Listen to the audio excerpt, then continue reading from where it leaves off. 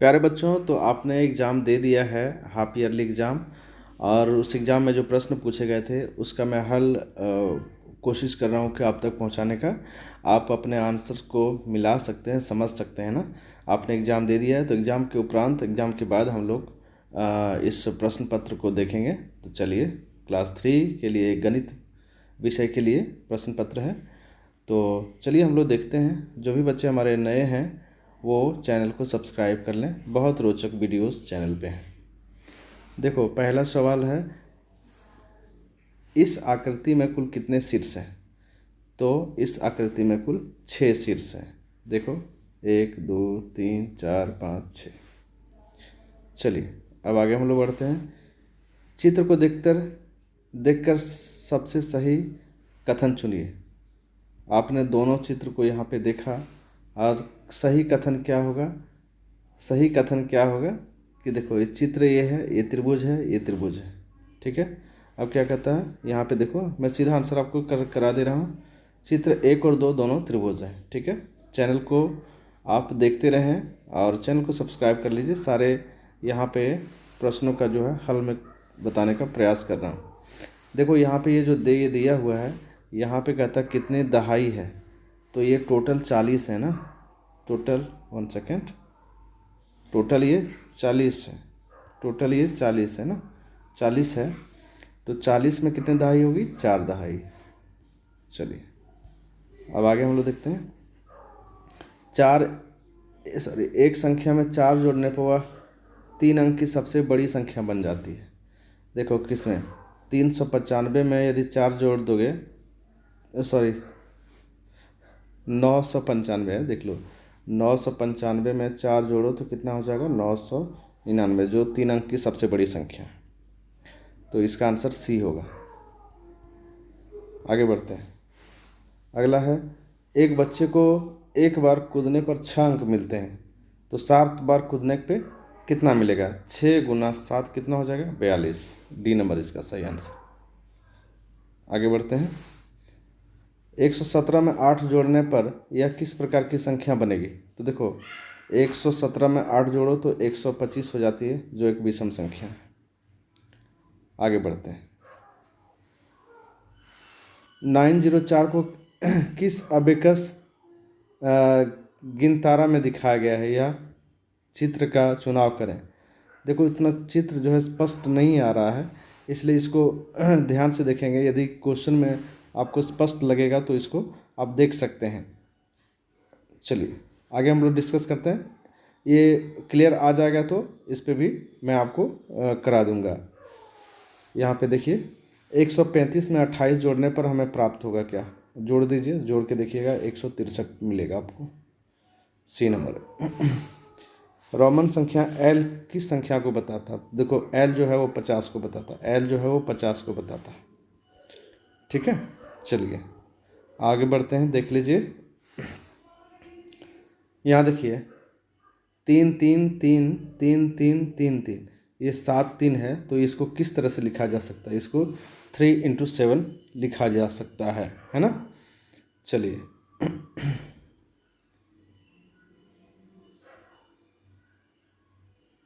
आगे बढ़ते हैं हम लोग।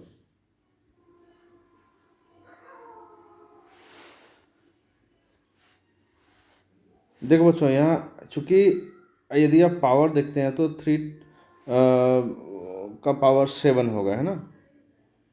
चलिए आगे हम लोग देखते हैं। 11 नंबर देख लेते हैं। इन्हें अंकों में लिखिए। देखिए, 889 को इस तरह से आप लिखेंगे, 718 को आप इस तरह से लिखेंगे, अंक में लिख देंगे आप। आगे बढ़ते हैं।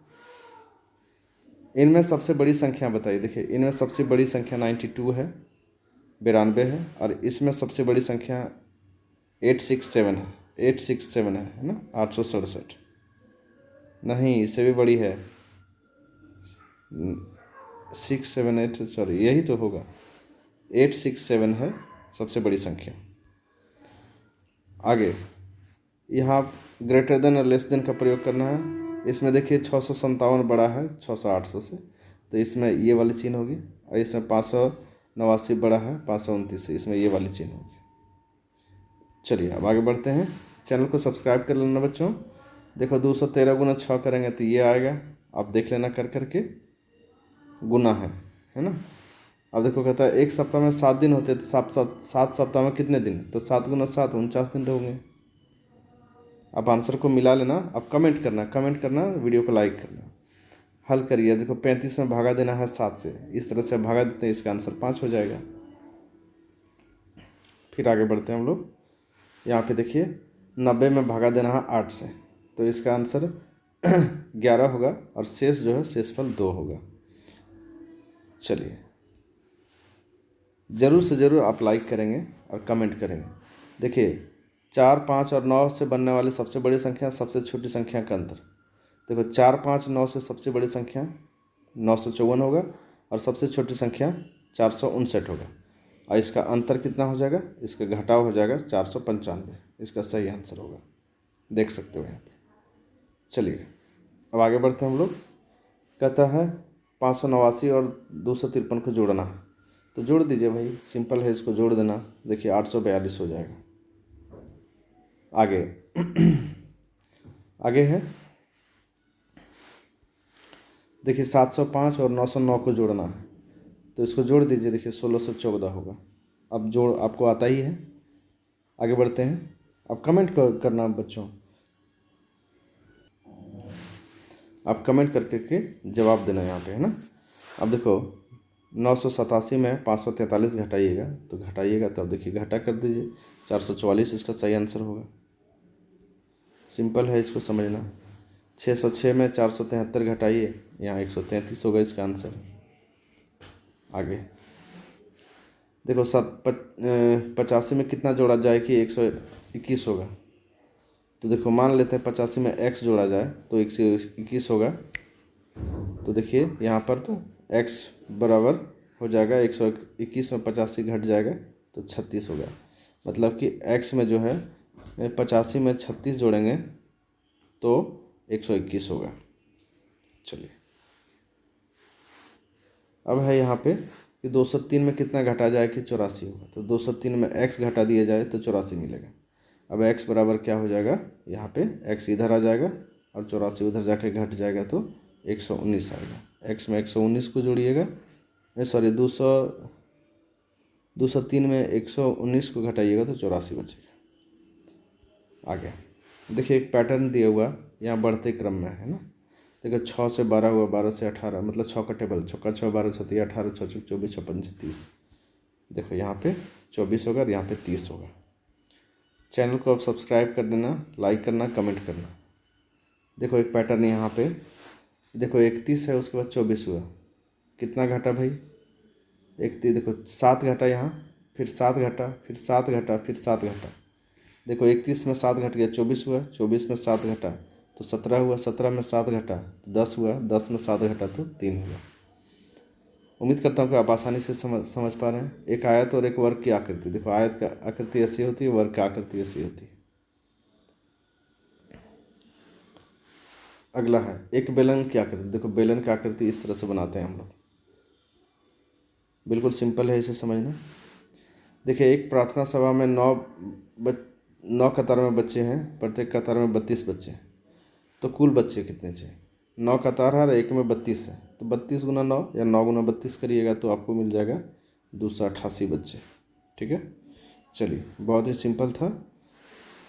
और आगे सवाल है, एक स्कूल में सभी बच्चे को 3-3 केले दिए गए, 303 केले बांटे गए, तो बताइए स्कूल में कितने केले थे। देखिए छात्रों की संख्या जो है,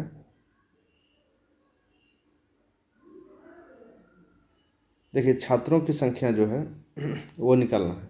तो 303 केला है, इसमें एक बच्चा को 3 केला मिला, तो इसमें भागा दे दीजिएगा, 101 बच्चे थे। तो ये आपने कंप्लीट कर लिया बच्चों। और किसी सवाल पर कोई डाउट हो तो उसको कमेंट कर बॉक्स में आप ज़रूर बताना। So thanks for watching, wait for the next video.